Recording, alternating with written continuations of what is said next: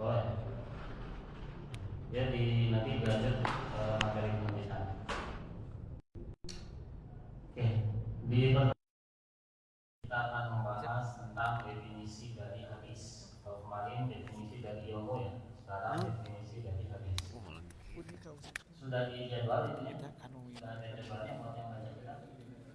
Bagian siapa? Nggak ada orang instan. Bagian siapa? Oh Ifal, Ifalnya masih di jalan. Badannya Putra. Nah itu badannya Putra. Putra wae berasa. Tidak sesuai jadul. Ya, semoga, ini ya yang asrama lengkap ya. Siapa yang tidak ada tuh? Naba ya, Naba sakit ya pulang. Ini siapa yang murid baru belum kesini ya? Yang sakit sama yang militer katanya habis militer jatuh sakit karena di gunung. Ya semoga segera bergabung. Terus insya Allah nanti akan ada mahasiswa susulan. Ini temannya Ustaz Syahrinal, temannya istrinya Ustaz Syahrinal dari Aceh, dari Medan. Dia tertarik dengan program ini, terus ingin berkuliah di Imarat di Inhofteng. Berarti setengah jam ya bolak-balik. Insya Allah nanti di sini juga, gitu ya. Dia akan ada tambahan. Kemarin sudah wawancara, sudah dijelaskan terkait program, kemudian lain-lain. Oke, di pertemuan kali ini silakan siapa yang mau baca? Baik, Ustaz. Insyaallah. Ustaz, betul? Ya. Oh, sok atuh. Katinggal teh? Ageungan. Ada ageung teh. Cekap teh. Cekapnya. Ya, silakan. Bismillahirrahmanirrahim. Al-haditsu huwa fil ghati ala ma'naini. Ma'nayaini. Al-kalamu kama qala Allah Ta'ala falyatu bihaditsim mislihi in kanu shadiqin. Wajama'ahu Gimana? Udah. Nah. Wajama'ahu salah. Wajam'ahu Nah. ahaditsu Ya. wa huwal maradu wa huwal muradu huna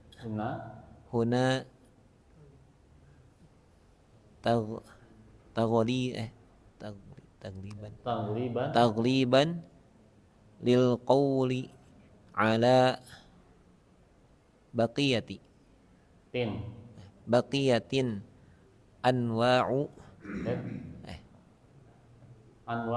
anwa'il hadisi. Benar berarti baqiyati anwa'i dimudahkan.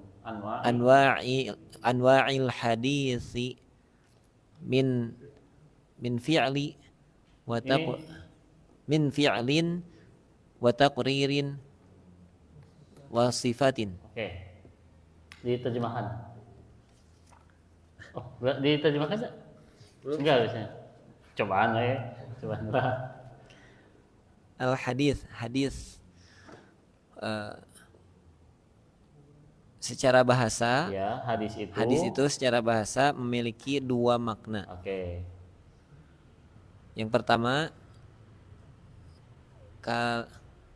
kalimat sebagai kalam itu apa? Kata. Kalam.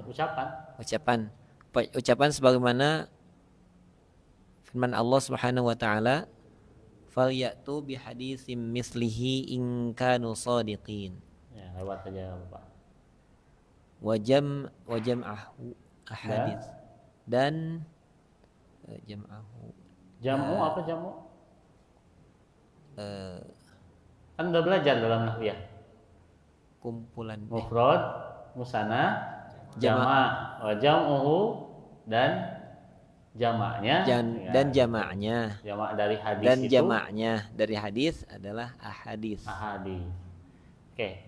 Jadi di sini salah satu ciri khas dalam Islam itu, jadi hebatnya bahasa Arab Jadi bahasa Arab itu adalah bahasa yang salah satu bahasa tertua yang ada di dunia. Kenapa bahasa Arab itu salah satu bahasa yang tertua di dunia? Ya mungkin ini merupakan hikmah ya, Al-Quran diturunkan dalam bahasa Arab sehingga kosakata yang dimiliki dalam bahasa Arab itu luar biasa kaya. Kemarin kan Ustadz Firman menjelaskan asad itu atau singa di dalam bahasa pedang di dalam bahasa Arab ada 200 kata. Ya, untuk menerjemahkan kata pedang ada 200 kata. Jadi saking banyaknya pedang, namun di orang mah aya celurit, aya bedog, sudah celurit, bedog, terus nanti yang kita lah pedang-pedangan. Nah di bahasa Arab itu sampai 200 kata. Ini untuk menunjukkan bahwa bahasa Arab itu sangat kaya.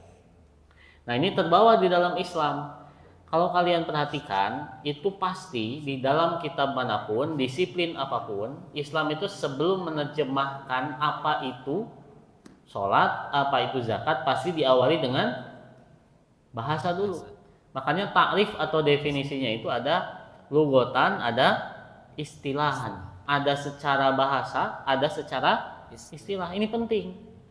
Kenapa? Ini untuk menunjukkan bahwasannya bahasa Arab itu memiliki akar kata yang kuat. Tuh. Kalau bahasa Arab memiliki akar kata yang kuat, berarti menunjukkan agama Islam atau Al-Quran bisa diterjemahkan atau bisa dimaknai dengan banyak kalimat. Nah itu ya, seperti nanti di sini hadis. Ya kalau mungkin kita menganggap hadis itu ya hadis gitu ya. Hadis itu ya ucapan gitu ya.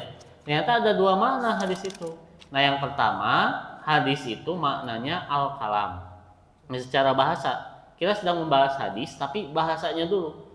Hadis itu bermakna kalam atau ucapan. Seperti Allah Subhanahu wa taala berfirman, "Falyatu bihaditsin mislihi." Maka datangkanlah dengan satu hadis atau satu ucapan atau satu perkataan yang semisal dengannya.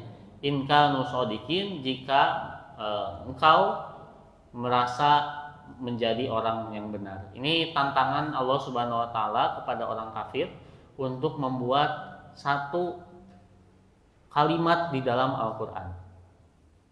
Kemudian jamak dari hadis itu adalah ahadis. Kemudian lanjutkan wa huwal muradu, artinya dan muradu yang dimaksud Huna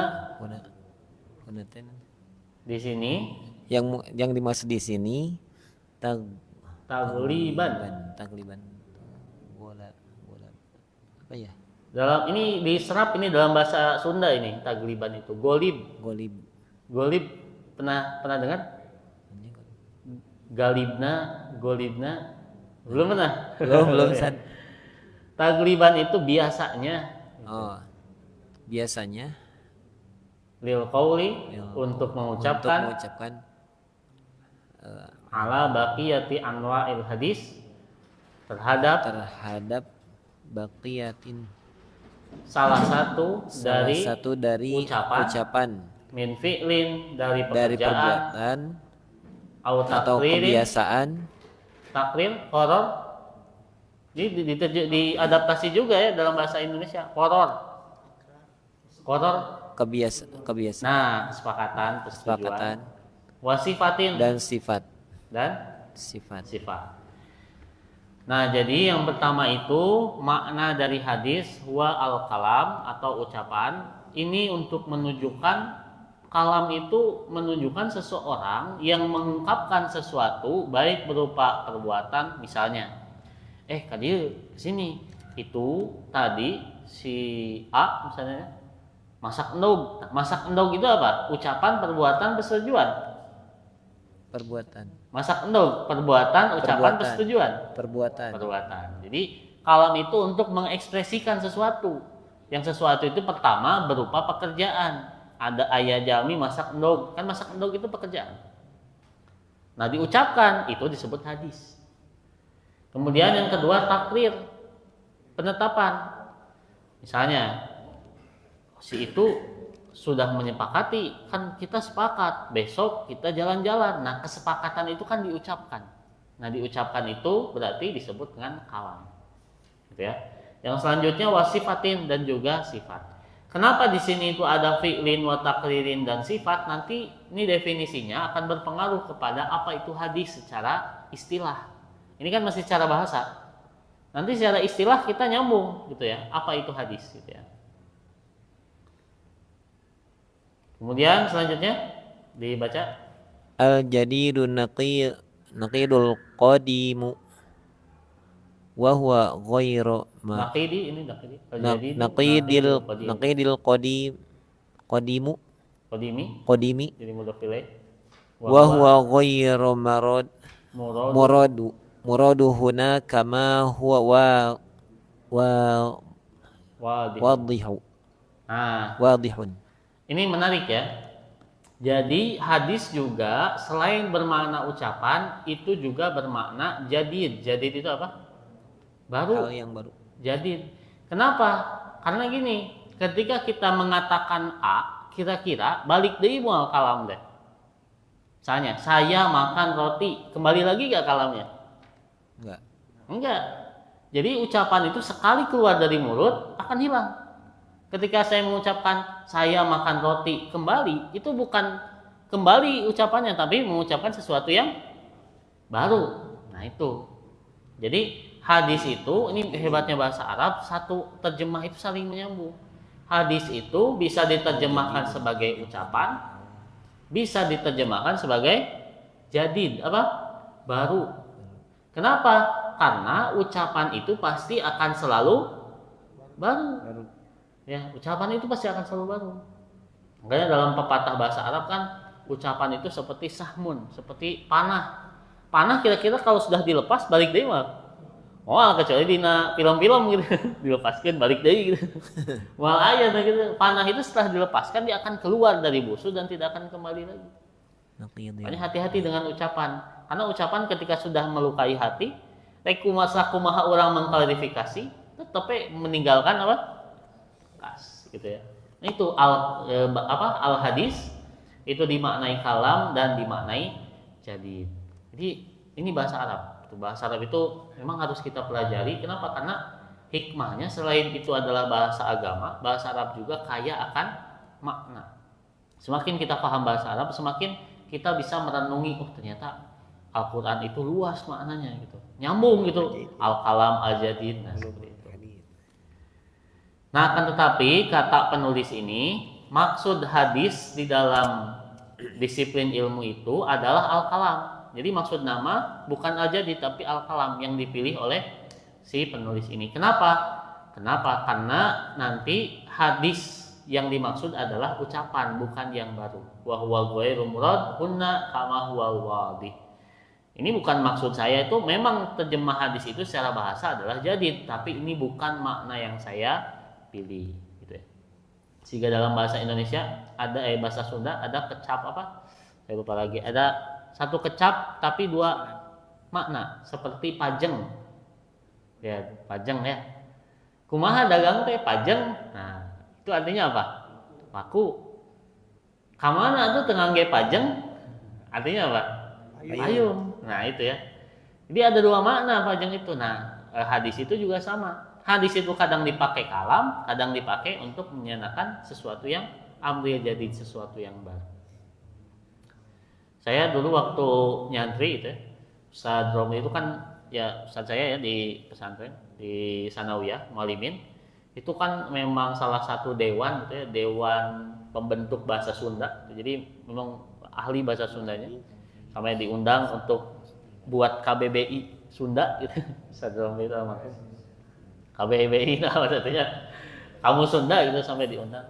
Ya beliau itu selalu menekankan gitu, pernah menyebutkan bahwasannya salah satu bahasa yang bisa mendekati bahasa Arab untuk menerjemahkan Al-Quran adalah bahasa Sunda. Karena bahasa Sunda itu banyak sekali kosakata yang bisa dipakai. Mungkin sekarang jarang orang mendalami bahasa Sunda itu. Tapi benar-benar ini benar-benar apa? Cocok dengan terjemahan Al-Quran. Kemudian lanjut wal haditsu fi istilahil muhaditsina. Nah, oke. Ini baru ini istilah ya, tadi bahasa. Dan hadis dalam istilah para muhadis Apa Ma katanya? ma adhifu Ini apa majhul. ma adhifa ilan Adifa itu berarti ini apa maklum. oh Majhul itu berarti tidak diketahui objeknya, siapa yang melakukannya. Berarti kalau majhul uf'ila berarti oh ud nah udifa. udifa ma udifa ilan nabi sallallahu alaihi wasallam min qaulin au fi'lin au taqririn Ya. au sifatin khilqiyatin au khuluqiyatin Terus sampai titik. saw sawa sawaun ma kana ba'dal ba'tsati Ini ada ini curang ba'dal ayat. bi ba'dal bi'tsati Ya. au ma qablaha Oke. wa huwa Udah, ta'rif titik. Sabar. Semangat Ustaz nih. Coba mungkin diterjemahkan sedikit sebisanya. Ma'udifa apa yang udif disandarkan, makanya disandarkan mudhof pada itu kan mudhof. disandarkan ya. Oh, ya.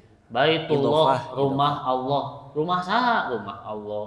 Itu. Jadi disandarkan rumahnya itu kepada kata Allah. Nah, itu udifa. Udifa. Apa yang disandarkan kepada Nabi Muhammad sallallahu alaihi wasallam ya, dari ucapan atau perbuatan atau kesepakatan Nah, bukan. atau takrir Iya ya, kalau oh iya. takririn Takririn tentang kesepakatan. Terus atau sifat sifatin. Nah, khilqiyah apa khilqiyah? khilqiyatin Khilqun. Nah, akhlak mah ya nu kedua ya. khuluq kalau khilqin Khilqiyah. Kan akhlak mah hati di jero. Kalau khulqun apa? Khilqun. Nah, fisikal. oh Jadi kalau akhlak itu jujur, Sifat. terpuji, sifat akhlak ya, jujur, terpuji, baik. Kalau hilkiah itu ganteng, sipit, Sifat. pesek. Nah, itu hilkiah. sifat fisik berarti Ya, sifat fisikal. Au khuluqiyah atau sifat sifat akhlak. sifat akhlak. Sifat batiniah akhlak. Kemudian sawaun sawaun sama saja apa yang makana terjadi setelah diangkat bi'tsah itu apa? diutus Nah, diutusnya Nabi diutusnya diangkat Nabi Rasul. setelah jadi Rasul atau sebelumnya. Oke, ini ada penjelasan sedikit ya. Jadi definisi hadis itu berkembang. Para ulama dahulu itu menerjemahkan hadis itu hanya sebatas ini. Apa yang berasal dari Nabi berupa ucapan, perbuatan atau persetujuan. Nepi kadinya. Ulama dulu itu seperti Hakim An-Naisaburi atau Imam Muslim di Muqaddimahnya definisinya sampai sana. Apa itu hadis? Ya hadis itu segala sesuatu yang berasal dari Rasul, baik ucapan, perbuatan, persetujuan. Nulis kadinya. Nah masalahnya para ulama belakangan mutaakhirin kontemporer itu mempertanyakan bagaimana dengan penjelasan tentang sifat dan karakter perawakan Rasul. Kan ada hadisnya yang menyebut Rasul itu dadanya bidang, sterek lah, tidak gendut, tapi berotot. Kemudian ketika berdoa di mana? Di Arafah terangkat apa? Di padang Arafah terangkat apa? Tangannya kan kayaknya ngangkat tangan. Nah, sehingga terlihat putih ketiaknya. Nah, kan itu bukan perbuatan, bukan perkataan, bukan persetujuan, tapi apa? Sifat. Nah, itu sifat itu kumaha tuh itu lebatkan hadis itu namanya apa? Nah, akhirnya definisinya dikembangkan. Gitu ya, dikembangkan menjadi apa? Ditambahlah selain au takririn ditambah au sifatin khulqiyah, au sifatin hilqiyah atau sifatin hilqiyah, akhlak fisikal dan juga sifat batin. Rasul ketika bertemu dengan sedih gitu ya, Saud Ja'far ya. Rasul itu ketika berada atau berpapasan dengan muslim pasti senyum. Gitu. Jadi menyenangkan hati Rasul itu kepada orang yang orang yang lewat. Nah itu kan sifat-sifat karakter Rasul baik, dermawan itu kan tidak masuk hadis kalau memang definisinya hanya sebatas ucapan, perbuatan dan persetujuan. Terus sifat fisik dan akhlak Rasul masuk ke mana? Akhirnya diperluas definisinya menjadi sifatin khuluqiyah dan sifatin khuluqiyah. Nah pertanyaannya muncul satu lagi nih, selain itu bagaimana dengan Rasul yang menyampaikan hadis padahal belum jadi Rasul? Kapan Rasul itu jadi Rasul? Kapan Nabi Muhammad itu jadi Rasul? Setelah? Iya, setelah mendapat wahyu. Itu maksudnya kapan? Setelah usia 40 tahun. Hah? Enggak, maksudnya ya kejadiannya. Rasul diangkat jadi Rasul, kan bedanya Nabi dengan Rasul. Nabi itu untuk sendiri, jadi menang risalah dakwah untuk sendiri. Ada ulama yang menyebutkan gitu. Rasul itu ketika mendapatkan risalah dakwah dia harus tabligh, menyampaikan pada yang lain. Kapan Rasul itu jadi Rasul? Nabi Muhammad usianya 40 tahun ya memang, tapi kapan? Waktu kapan? Ketika di gunung Halu sana. Harus di Gunung Halu. Ketika di Gua Hiro. Nah, Rasul itu diangkat dari Rasul ketika dia sedang beruzlah menyendiri di Gua Hiro. Dalam hadis riwayat Bukhari itu panjang hadisnya. Rasul pada saat itu sedang beruzlah di Gua Hiro, kemudian turun siapa? Kan tetang Jibril. Pokoknya apa? Sieuneun, kenapa? Kursihu bainas sama'i wal ard. Kursinya aja, tempat duduknya saja itu sebesar langit dan bumi. Bayangkan sedang menyendiri tiba-tiba didatangkan makhluk nual gelebeg di langit sampai ke ujung handap. Naon ini makhluk naon ya? Di Jibril datang dengan wujud aslinya datang. Wah. Kemudian makhluk itu langsung menekap Rasul. Kemudian mengatakan ikro, gitu kan? Kemudian Rasul mengatakan, "Ma ana biqari'in." Saya tidak bisa membaca. Dia pasien deui. Ruk deui 3 kali ikro gitu ya. Nah, pada setelah itulah turun ikro bismi rabbikal ladzi khalaqal insana min 'alaq sampai ayat ke-5. Setelah itu Rasul kemana? Pulang kemana? Ke rumah istrinya. Banyak baru satu ya, Pak. Baru Siti Khadijah. Ini menunjukkan bahkan Rasul pun ketika kesusahan dia pulang ke rumah istri. Lain mancing. Ini salah itu. Jadi ketika susah gitu ya, Rasul itu susah, pening, bukannya mancing atau main game, tapi pulang ke rumah istri. Ku istrinya teu diambekan. Problemnya itu gitu nya, datang ke bumi ke rumah lieur, istri ngambekan lah, beki lieur, kirim sing mancing gitu. Nah itu ya, jadi Siti Khadijah itu salah satu istri yang bahkan ketika wafat pun Rasul selalu mengenang itu, saking apanya baiknya. Nah Rasul datang, kemudian Rasul zammiluni gitu kan, selimutilah aku. Padahal kata Siti Khadijah pada saat itu sedang musim panas atau musim dingin? Panas. Nu kudu nama kita tidak pakai baju karena hareudang, imah selimutin. Itu saking apanya? Saking soak ada makhluk besar ngajarkan ikro. Kemudian pada saat itulah Rasul diangkat menjadi Rasul dengan firman-Nya apa? Ya ayyuhal mudaththir. Ayat yang kedua, qum fa'anzir. Tuh. Orang yang berselimut, peringatkanlah atau bangun, kemudian peringatkanlah kaum. Itulah Rasul ketika menjadi Rasul. Pertanyaannya, ini hadis muncul setelah atau sebelum Rasul diutus? Sebelum, kan Rasulnya can jadi Rasul. Ini sedang menceritakan apa? Proses Rasul menjadi Rasul atau mendapatkan wahyu pertama kali. Nah itu ya. Nah itu, jadi kejadian-kejadian yang dia itu ada sebelum bi'tsah, itu pertanyaan para ulama itu sih kumaha. Akhirnya diperluas lagi definisinya. baik setelah bi'tsah ataupun sebelum bi'tsah, kejadiannya ketika disampaikan Rasul itu adalah hadis. Termasuk Rasul pernah menyampaikan waktu kecil saya pernah diajak untuk nonton pertunjukan. Ini pertunjukan wayang bukan naon lah di Arabnya. Ada pertunjukan. Saya pada saat itu waktu kecil mau ikut. Cuman Allah menidurkan saya. Akhirnya terjadi ikut. Nah, ini menunjukkan Rasul itu tidak pernah melakukan hal yang sia-sia, kemudian hal yang pidosaeun gitu ya, aneh-aneh ya, ikut konser dan lain sebagainya. Tak pernah Rasul itu, karena pas mau ikut Rasul ditidurkan oleh Allah. Nah, ini kan kejadiannya waktu Rasul kecil. Masalahnya hadis atau bukan? Hadis. Tetap hadis, karena mau setelah bi'tsah ataupun sebelum bi'tsah tetap disebut dengan hadis. Rasul juga peristiwa Rasul dibelah dada itu ya, yang dibersihkan dadanya. Itu juga waktu Rasul kecil. Maka hadis itu diperluas definisinya oleh para ulama, apa yang disandarkan pada Nabi dari ucapan seperti innamal a'malu binniyat kan ucapan. Yang kedua perbuatan, Rasulullah SAW ketika lewat padaku tersenyum, itu kan perbuatan seri gitu Rasul.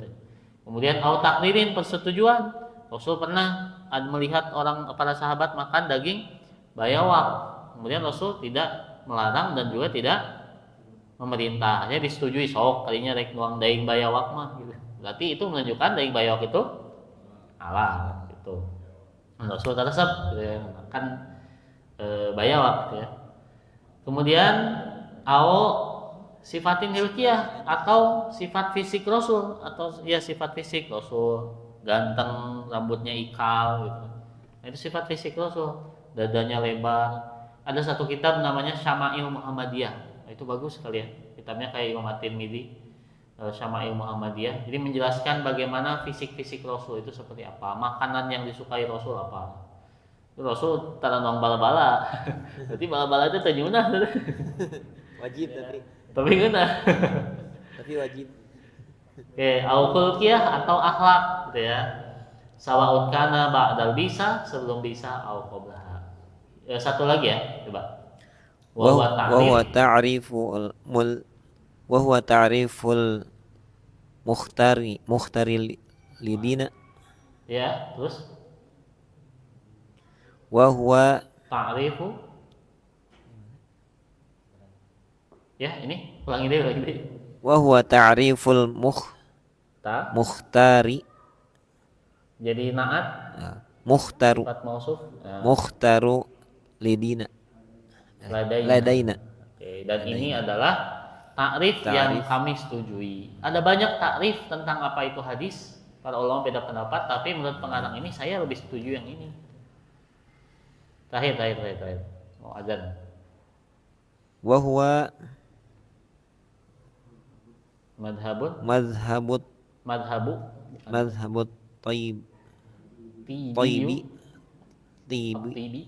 الطيبي Terus والكرماني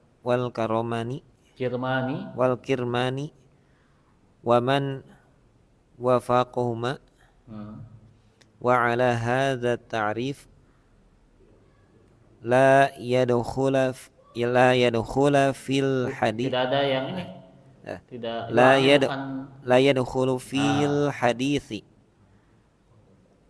الموقوف وهو ما di ini kan majhul kan? وهو نسب ila ila Ini perhatian ya. Jadi salah satu membaca kitab itu biasa kan itu selain teori rasa ya. Semakin sering itu semakin lancar. Saya juga nggak tahu lancar, biasa aja. Tapi kalau misalnya ada fiil kedepannya itu jar majrur, biasanya dimajhulkan. Ini kan jar majrur kan, huruf jar kan ila kan. Nah biasanya dibacanya nusiba. Nah, itu ya. Biasanya gitu. Itu pasti dimajhulkan. Ma nusiba ila sahabi, terus walal maqtu' wa huwa ma udhifa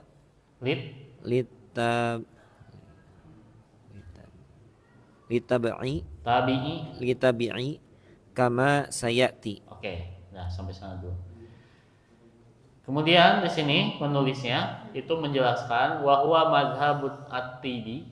Nah, ada cenah yang berbeda definisi tentang hadis itu apa? Madhab at-tibi wa Kirmani dan Imam al-Kirmani.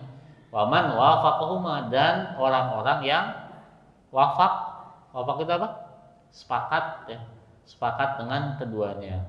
Wa ala hadza ta'rif, lewat ta'rif atau definisi ini la yadkhulu fil hadis mauquf, tidak masuk ke dalam hadis mauquf.